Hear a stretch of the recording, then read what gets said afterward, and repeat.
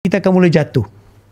Masa tu kita dah sedar dah, alamak, jari kita tak boleh berfungsi seperti biasa. Jadi dari dulu 100 lebih, sekarang kita dah belanja RM300,000 untuk melakukan ekspedisi ke Gunung Everest. Ya. Anda sedang mendengarkan podcast Isi Minyak Lu by Transmatic Automotive.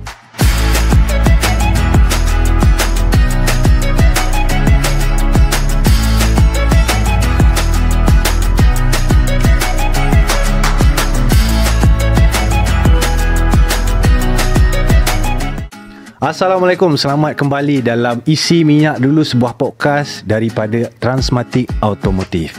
Okey, kali ni Fik, tanpa membuang masa lagi sekali, kita memang dah tak sabar nak kenalkan kita punya guest. Sebab guest kita ni bukan orang kata calang-calang. Ya, bukan calang-calang. Memang bukan calang-calang. Memang basically pencapaian dia tu membanggakan rakyat Malaysia. Pencapaian yang sungguh hebat. Bukan semua orang boleh capai, orang kata tu, bukan semua orang boleh kecapi kejayaan yang sama dengan begitu mudah. 3 kali sampai ke puncak Everest. Itulah dia, Sir Ravichandran. Sir Hai. Selamat datang, Sir. Thank you so much, Sir. No problem. For luangkan masa bersama dengan Isi Minyak Dulu. Ambil masa Sir. Katanya Sir sebenarnya ada program malam ni, tapi dia betul. selitkan ruang dia tu untuk podcast kita. Ya. So our podcast ni, Sir, macam kita sembang tadi, memang is a knowledge based punya podcast.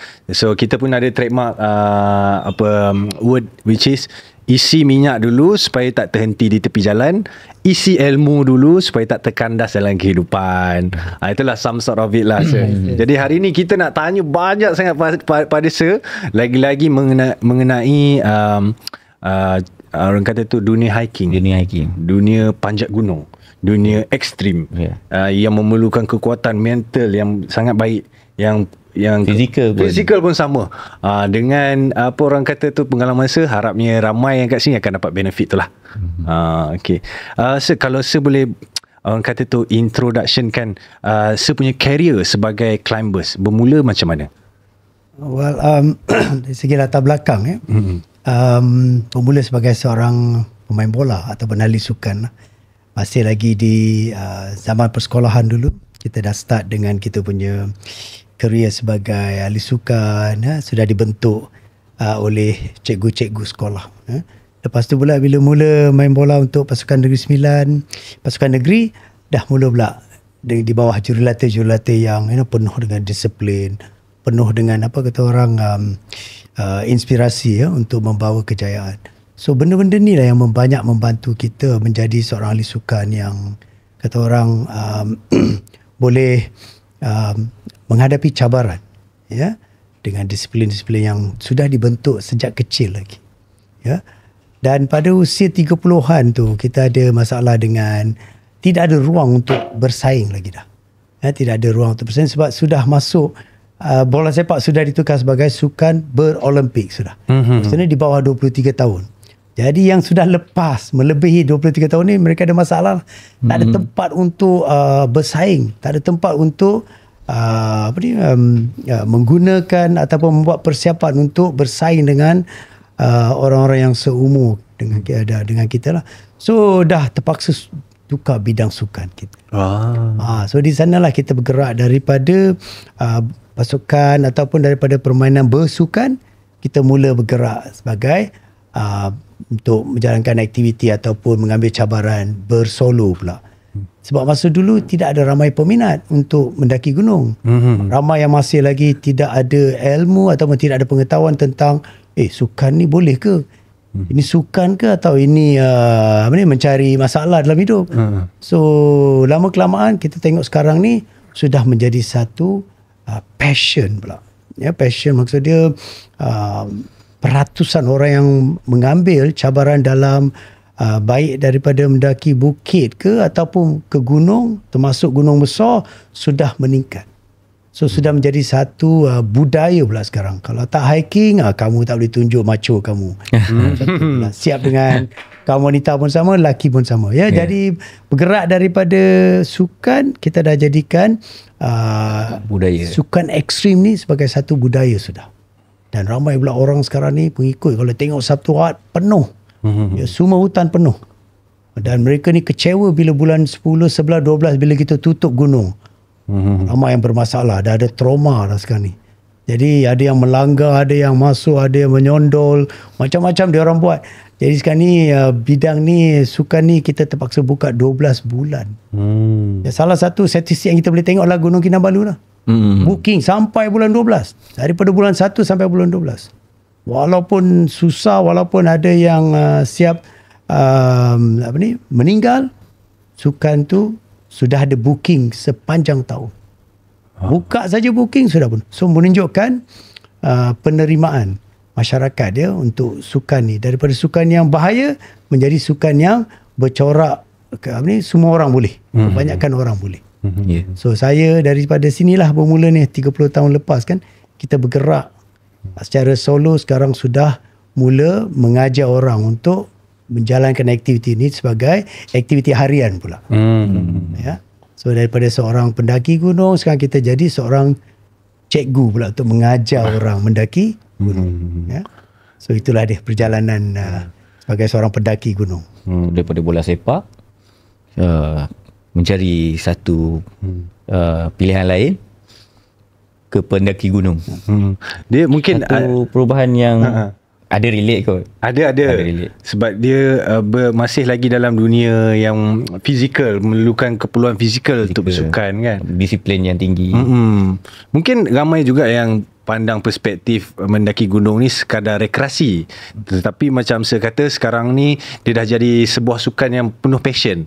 Ramai followers dan banyak gunung-gunung yang dibuka sekarang untuk orang datang kan.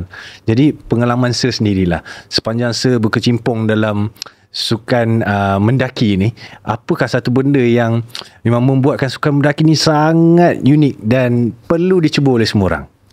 Well, sukan mendaki ni dia tidak memerlukan pasukan.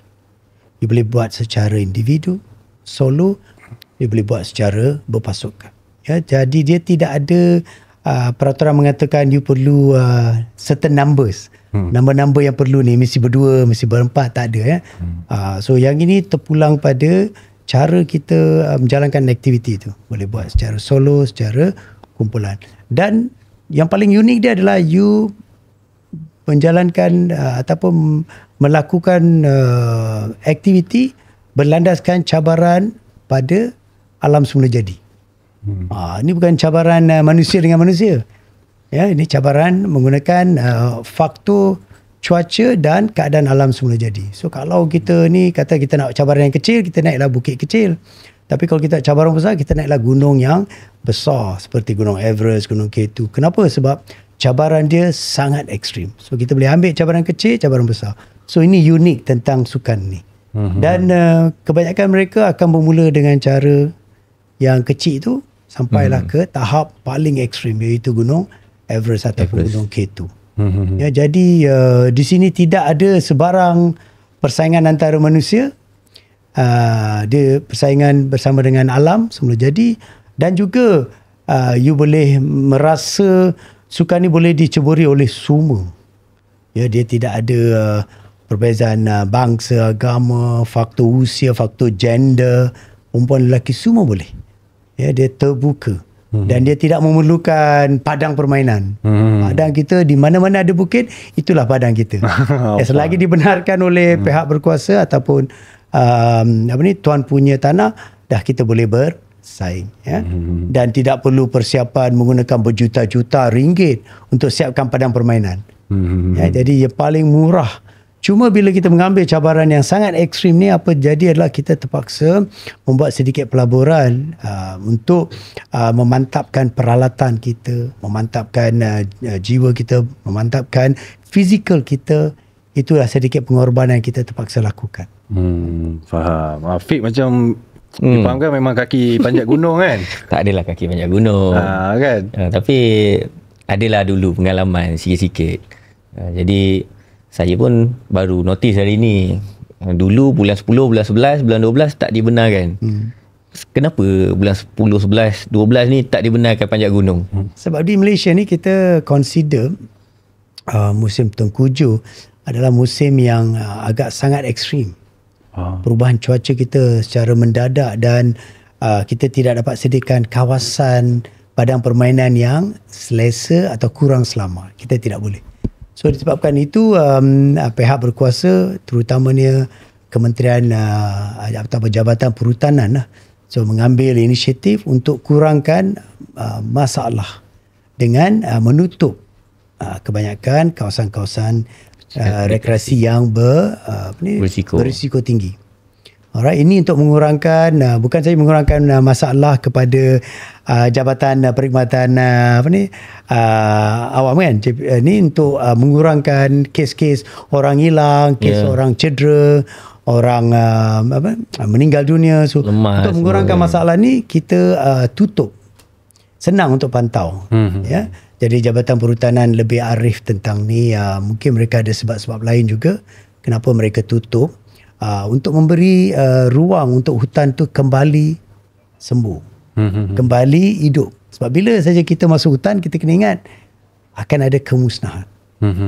Setiap kali kita pijak, setiap langkah yang kita ambil masuk hutan ni, kita actually membinasakan ruang yang kita gunakan tu, rosak. So untuk memberi dia peluang untuk dia hidup semula, so Jabatan Perhutanan pun datanglah dengan inisiatif untuk menutup dan juga memberi peluang kepada kita seperti Malim Gunung untuk menjaga semula. Untuk menjaga kita punya alam semula jadi supaya benda ni akan berterusan. Ya. Dan juga sekarang ni kalau tengok kita juga pantau dari segi peratus orang yang boleh masuk ke satu-satu gunung tu. Kita pantau juga. Sebab apa kita nak jaga alam semula jadi tu. So banyak juga inisiatif yang dibuat. Selain daripada yang 3 bulan tutup tu, ada inisiatif lain juga untuk memberi ruang. Ya, ada juga yang akan tutup laluan. Kalau dia tengok laluan tu musnah, mereka akan tutup untuk 6 bulan untuk bagi peluang dia pulih sendiri secara natural. Nah, di sini kita tak adalah membaja, tak ada. Dia akan hidup semula. Bila tutup je dia akan hidup semula. So itu sebab dia penutupan dilakukan di tempat-tempat yang orang jalankan rekreasi dan dengan mengakibatkan kerosakan. Kalau tak ada kerosakan tak perlulah tutup. Ya. Dan juga kadang-kadang cuaca ekstrim yang kepala air semua tu dia akan membawa masalah untuk bukan saja pendaki, juga pihak berkuasa yang nak pergi selamatkan orang tu. Mereka pun berisiko juga bila nak selamatkan orang. So bukan senang. So penutupan ni memang satu proses yang baik untuk semua pihak. Bukan saja pihak kerajaan, juga untuk kita sebagai pendaki dan juga alam semula jadi untuk dia hidup semula. So pernah kongsi kat saya dalam satu program dekat RTM House of Champion. Saya kata sebenarnya nak naik gunung ni yang terbaik adalah kita buat macam satu line. Kita ikut belakang kan. So laluan dia tu akan jadi macam muat seorang je lah lalu. Tapi bila terjadi macam saya cakap, bila terjadi orang rehat, dia start duduk lama-lama, laluan tu makin besar kan. Mungkin itulah tujuannya, supaya laluan tak terbuka besar sangat. Betul ke sir? Betul. Laluan yang terbuka besar ni bila berlaku salah tafsir ilmu mendaki ni. Mendaki ni kita kata stay in single line, kita kata. Bila single line ni maksud dia kerosakan diminimalkan. Bila berlaku 2 orang 3 orang berjalan, pegang tangan, berjalan seiring kan, apa jadilah kerosakan dia bertambah. Ada saja pokok yang mati, ada saja anak pokok yang dipijak. Ya. So untuk mengelakkan benda ni kita selalu mula mengajar orang cara-cara pendakian yang betul. Stay in single line. Yang atas satu, yang naik ke satu, yang turun satu. So untuk mengelakkan kerosakan. So itulah sebab dia buat begitu. Dan juga untuk apa ni kata orang untuk membantu to keep the canopy. Sebab canopy ni adalah yang membantu kita walaupun kita pergi pukul 12, ada hutan yang masih lagi redup, selesa untuk kita mendaki walaupun di pukul 12 tengah hari. Kenapa? Sebab pokok-pokoknya rapat. Canopy dia masih lagi bagus dan dia membantu kita daripada cahaya matahari yang terik tu. Ya? So, itu sebab dia kita kena simpan perjalanan kita sesempit yang boleh supaya semua orang mempunyai ruang untuk masuk dan keluar dan juga ruang untuk kehidupan flora fauna tu hidup dengan selesa. Bila ramai orang naik, bila ramai orang berkumpul, apa jadi adalah mereka merosakkan alam semula jadi. Bunyi bising, buang sampah, berehat, makan nasi lemak sampai nasi dia jatuh-jatuh bertaburan. Lepas tu datang si semut, ambil dari sini bawa ke tempat lain. Mulalah chemical daripada nasi itu pergi ke genetik dia, maka terbantuklah genetik dia, dan banyak lagi ada sebab-sebab. So kita kenalah seboleh sebanyak yang kita boleh kita bantu alam semula jadi ini supaya dia sentiasa natural. Faham. Okey. Ada satu soalan ni yang memang saya tak sabar nak tanya dan tak sabar nak tahulah. Orang kata tu achievement. 3 kali naik puncak Everest. Yang berjaya menawan gunung tertinggi di dunia. Apakah perasaan dan macam mana first time tu, kejadian first kali mendaki yang dapat sampai ke puncak tu, apakah perasaannya dan boleh ceritakan sedikit? Sama seperti pencapaian lain-lain dalam kehidupan harian kita, ya. Setiap satu kejayaan akan membawa satu, of course, kegembiraan. Yang kedua, akan memberi kita inspirasi untuk teruskan, ya. Dan ada juga kala kita akan gagal, akan memberi kita sedikit setback, ya, macam kita terasa terharu kan, kita sedih sebenarnya. So sama juga dengan kejayaan, dan setiap satu kejayaan ini akan memberi kita inspirasi untuk teruskan cabaran tu. Dan kejayaan pertama selalunya manis lah, dan kejayaan kedua tu agak kurang sikit sebab benda tu dah jadi perkara biasa. Yang ketiga tu kita terpaksalah modify. Jangan kita jadikan pendakian ketiga tu sebab pendakian kita, tapi kita membawa maksud lain pula. Kita membantu orang lain pula untuk mencapai impian mereka. Ya, seterusnya yang keempat, impian korporat macam tu. Jadi setiap satu pendakian ni bukan pendakian kita, bukan untuk kita saja. Dia ada pelbagai maksud lain. Jadi kita perkembangkan kita punya pendakian sehinggalah yang kelima ni yang kita akan lakukan pada tahun hadapan untuk membawa 5 orang anak muda pula, pelbagai bangsa, ya, harmonious team. So ada maksud-maksud lain di setiap satu pendakian. Jadi dari segi aspek satisfaction ni, kepuasan diri ni sentiasa berlainan. Pasal itu kita ada motivasi untuk teruskan. Kalau boleh kita akan buat 10 Everest. Ya, kenapa? Sebab kita kena pelbagaikan sebab kita nak pergi sana tu. Kalau sebab yang sama, mungkin you akan muak dan you akan tidak mau lagi dah.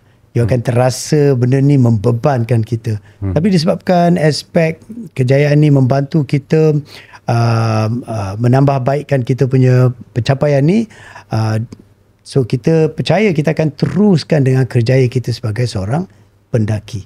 Tapi itulah matlamat kita kena pelbagaikan. Kalau tidak memang akan boring. Tapi yang pertama tu memang paling seronok sampai hingga ke hari ini, ya, memang seronok. Itu kenangan yang paling tak boleh lupakan. Tahun bila tu, Sir?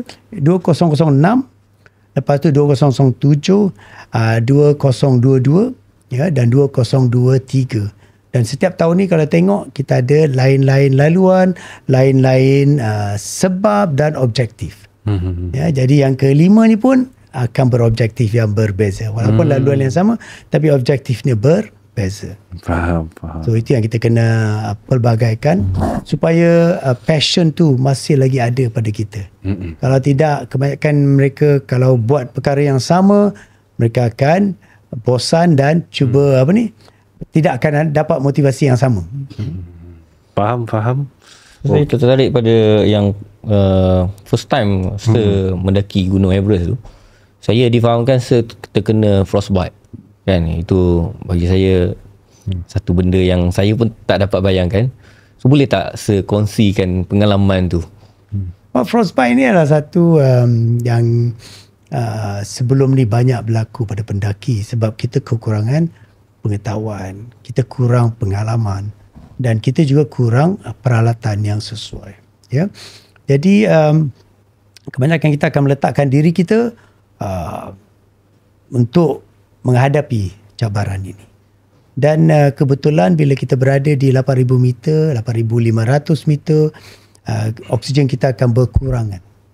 Kita terpaksa berdikari dengan mengurangkan jumlah oksigen yang kita gunakan tu. Jadi apa berlaku adalah jantung kita bila berdenyut, dia akan mengambil oksigen daripada luar dan dimasukkan dalam sel darah kita dan dia akan cuba serve semua otot-otot kita. Dan biasanya bila kekurangan ni, jantung kita ataupun pemikiran kita ni, dia akan mulalah membuat keputusan sendiri. Mana satu yang penting. Kalau dia terasa ujung jari kita ni tak penting, dia kata okeylah kita korbankan ujung jari tu. Ada setengah pendaki jari kaki terpaksa dikorbankan. Ada setengah tu jari tangan. Ada setengah tu hidung. Ada setengah tu telinga. So kebanyakan pendaki-pendaki profesional kalau tengok dia tak ada. Ada saja kesilapan yang kita lakukan dan ada saja yang kehilangan. Sebab ini adalah salah satu cabaran kita.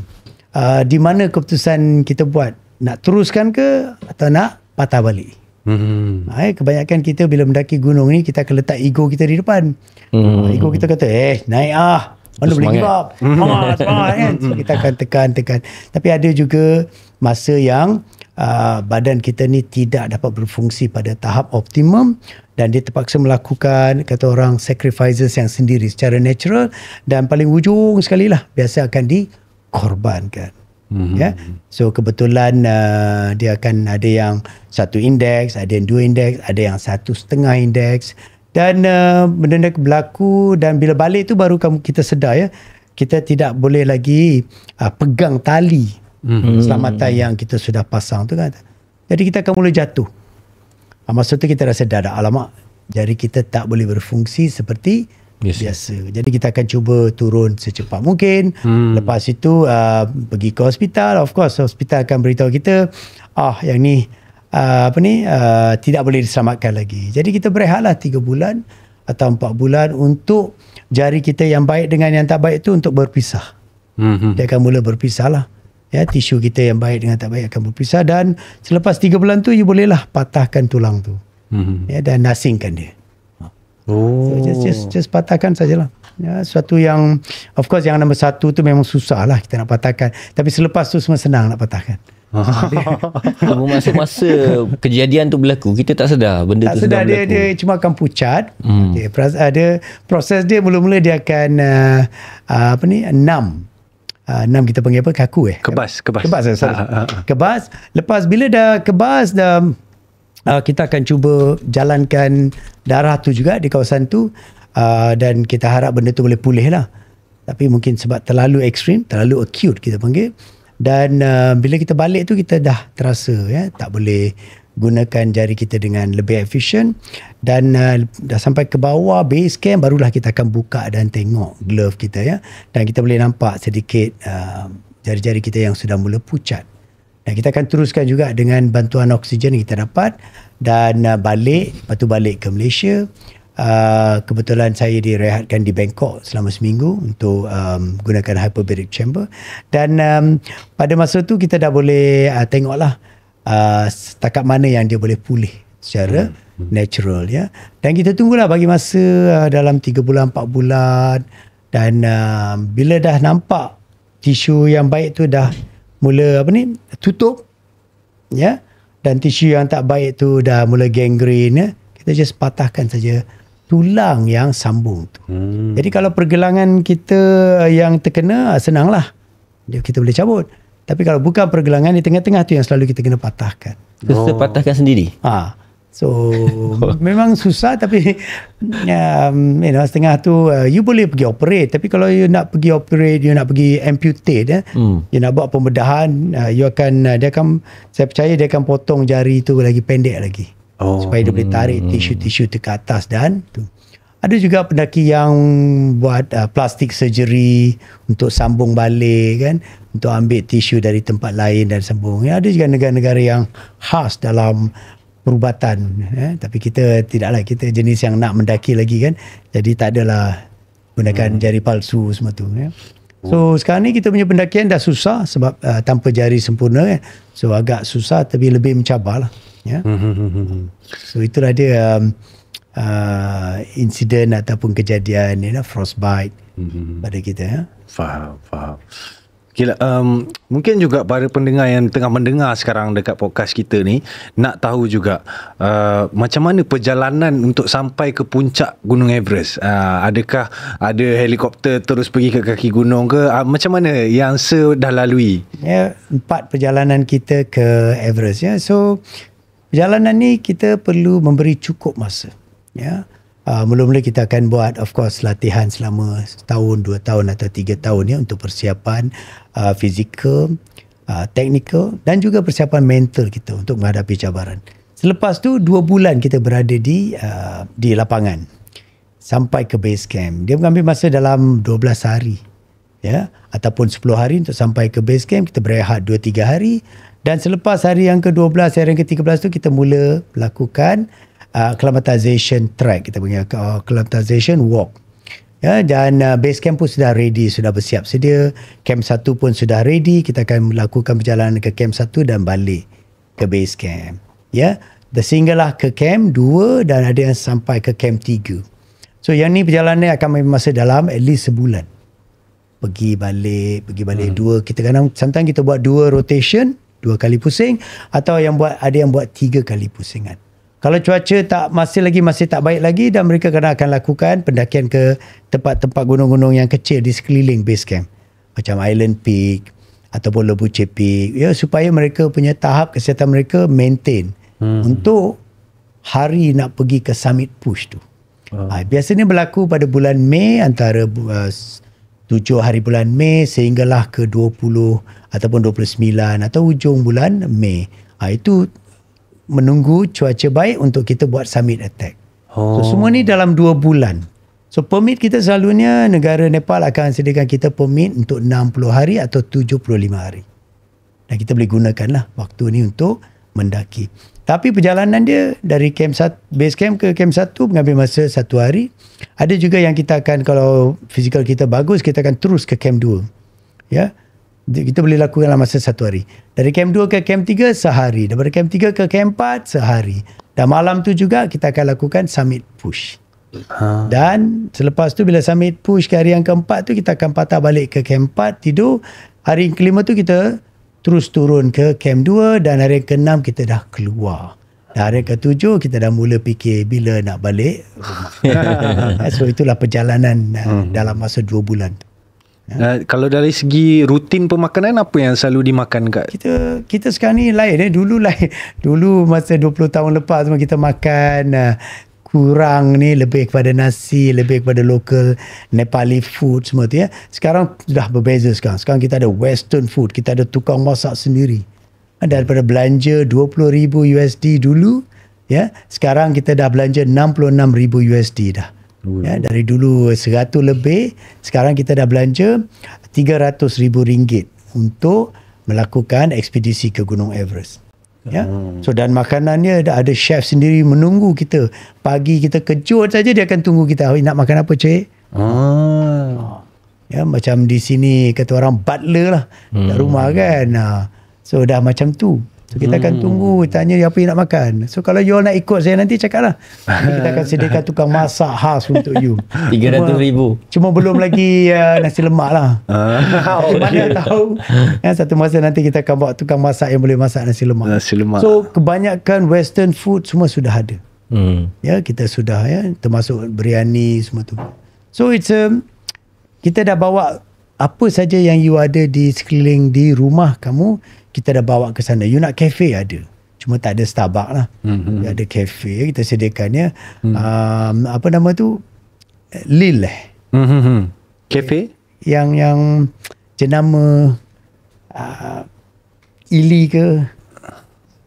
Yang mesin kafe? Air ke? Untuk air. Yang buat kopi semua tu. Okay. Siap dekat sana. Dah ada.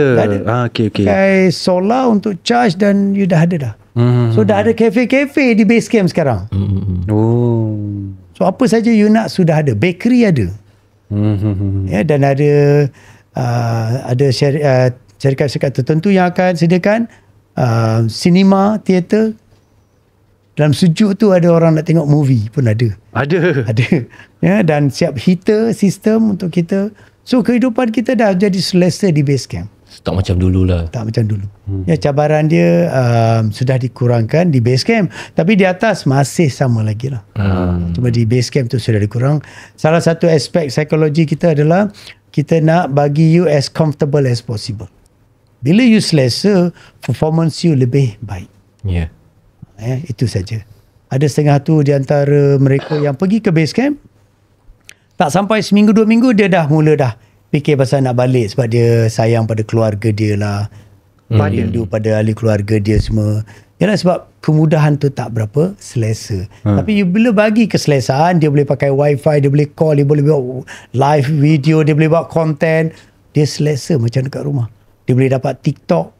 Semua boleh dapat. So imagine, Facebook, Insta, semua boleh. So dia selesa. Kalau boleh budak-budak muda sekarang, you bagi dia 24 jam TikTok, dia mau, dia tak nak keluar mana-mana. Itu sudah cukup dengan dia boleh occupy themselves. So samalah di sana. So kita sediakan pelbagai kemudahan untuk membuatkan mereka selesa dan tak terfikir pasal kekurangan yang ada. Macam saya cakap tadi, RM300,000 diperlukan untuk sampai ke puncak. Full service. Itulah kita punya harga sekarang. So sudah memadai sudah. Kalau ada 300,000 you dah. Setengah orang tu terfikir, alamak ini macam harga satu rumah kan. Ini pelaburan besar ni. Tidak ya, pelaburan ni kita gunakan untuk pelaburan masa depan. Ni salah satu perniagaan. You bila balik dengan cerita, you ada cerita you sendiri, you boleh bukukan cerita, you boleh videokan cerita, you boleh moviekan cerita, pelbagai. Inilah satu pelaburan. Dan you boleh bagi satu Malaysia, you boleh buat business, memberi semangat kepada orang. You know. So ada pelbagai benda lain yang kita boleh buat. Sekarang ni kita pula mewakili jenama pula. Ya, kita membawa jenama ke mengambil cabaran Everest pula. So ada pelbagai aspek komersial sekarang ni. So yang 300,000 tu bukan membuang duit. Dia satu pelaburan. Setuju. So kalau kita fikir benda ni secara rasional, you boleh buat duit pulangan 10 kali ganda atau 100 kali ganda. Ya, dengan pelaburan 300,000. Mungkin kalau kita nak cakap kat sini, mungkin ialah untuk kita capai ke puncak tu mungkin bukan impian semua orang. Kalau ke base camp lah, bagi orang kata tu rasa-rasa dulu. Berapa bajet purata untuk yang mendengar ni boleh simpan duit? Kalau ke Everest Base Camp, selalunya kita akan belanja sekitar $1,250 untuk 14 hari. Ada juga yang buat budget, dia boleh belanja dalam sekitar $1,150. Kalau duit kita mau dalam 4,000 lebih, yang biasa 5,000. Ada juga yang buat premium, dia pergi 14 hari atau 12 hari dia hike. Hari yang ke-12 tu dia akan terbang balik by helikopter. Ada juga yang buat macam tu. Ya, sebab turun boleh by helikopter, naik tak boleh by helikopter. Nanti badan kita akan mati cepat kalau kita naik secara mendadak.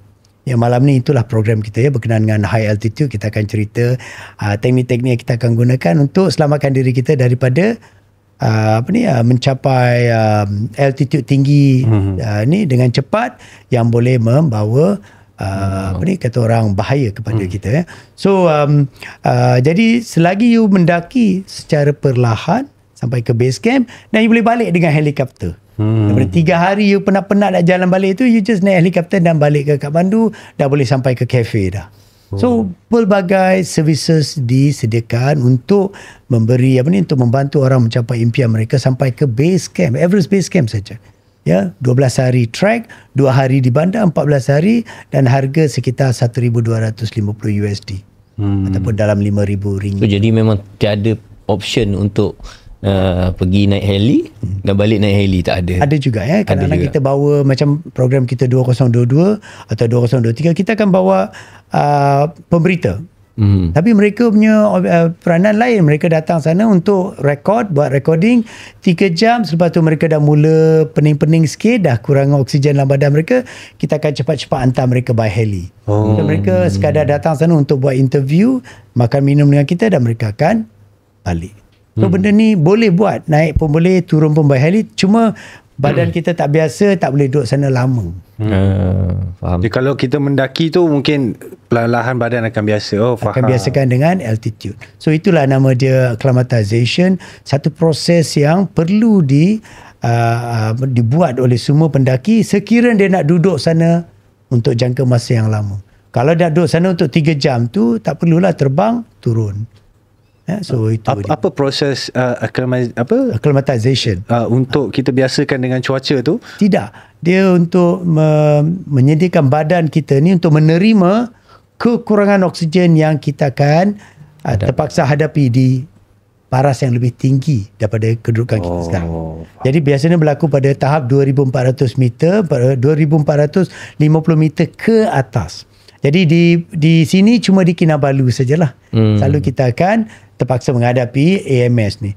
Tapi disebabkan Kinabalu kita pergi dan hari besok ni kita dah turun. Jadi tak nampaklah banyak sangat kesan, tapi masih juga ada kesan-kesan. Ada setengah yang tak fit tu akan terasa lah AMS. Tapi di Everest Base Camp tu kita cukup memberi masa, pasal tu untuk 5,000 meter kita mengambil masa 12 hari. Ini sebab dia, kita memberi cukup masa untuk badan kita acclimatize dan terima kekurangan oksigen yang akan berterusan. Selagi you naik, oksigen akan berkurangan. So kita kena terima benda tu. Ya. Faham. Bukan secara mental, tapi secara fizikal. So train kita punya badan lah, otak kita untuk terima perubahan tu. Ya. So bila kita memberi cukup masa, adaptation pun cukup, maka badan kita selesa pada ketinggian yang selepas tu. Kalau tak selesa, kita terpaksa turun balik. Itu yang selalu kita buat dari kemah base camp ke kemah 1, kemah 2, kemah 3 tu. Kenapa kita datang balik? Sebab kita nak adaptasi. Oh, bukannya sebab tak boleh nak summit attack. Memang sebab kita nak biasakan diri nak balik. Ya, dan sambil tu kita memberi peluang untuk Sherpa-Sherpa kita membina kemah seterusnya sampailah ke kemah yang keempat. Macam saya kata tadi, bulan 5 saja untuk selalunya untuk summit attack. Selalunya bulan 5 sebab bulan ketiga kita akan buat pergerakan ke sana, perjalanan ke sana. Bulan keempat kita biasakan diri dan bulan kelima kita attack. Ya, ada juga tarikh yang saya lakukan pada 12, ada yang 15, ada yang sampai 21. Ya. So tarikh dia akan sentiasa berubah, tapi kita akan tunggu untuk cuaca yang sangat optimum. Yang angin pun okey, tak ada laju sangat. Ya, selepas tu tak adalah salji ya yang sangat tinggi yang akan menyusahkan kita untuk menjalankan meletak langkah kita seterusnya. Dan tahap matahari tak adalah terik sangat dan cengkaman kita pada ais tu masih lagi ada. Semua tu diambil kira. Ya, tapi biasanya kelajuan angin yang selalu kita akan ambil kira. Ya, kalau tidak berapa laju, maksudnya cuaca tak akan jatuh secara mendadak lah. Nampak gayanya kita bolehlah plan fit buat team building ke base camp ke kan. Bulan berapa itu saya kata nak pergi? Bulan 3, bulan 4. So sekarang ni 4 dengan 5. Orang dah mula buat dah team building ke base camp. Syarikat saya buat trip ke base camp untuk team building, tutup company saya. So benda ni memang dulu kita rasa macam pelik kan. Kenapa saya nak bahayakan kaki tangan saya? Tapi benda tu sekarang ni sudah jadi satu persiapan ekstrim. Kalau you nak bezakan antara karakter yang you boleh terima dengan seseorang yang tidak mempunyai karakter yang you boleh terima, you boleh bezakan mereka di base camp. Dalam perjalanan pun mereka kata, ni susah, saya tak nak. Macam mana dia nak ambil cabaran dalam kerjaya dia sebagai seorang pekerja di kilang kita kan, atau dia pejabat kita. Jadi senang untuk kita menilai mereka punya karakter. Yang ni boleh ke, yang ni tak boleh ke. Sama juga dengan sukan-sukan ekstrim macam zip line, flying four, semua sama juga untuk menguji mereka punya tahap ability to terima cabaran. Ya, jadi boleh ke base camp pun kita buat sekarang. Okey. Dah boleh letak dalam list tu. Anda sedang mendengarkan podcast Isi Minyak Lu by Transmatic Automotive.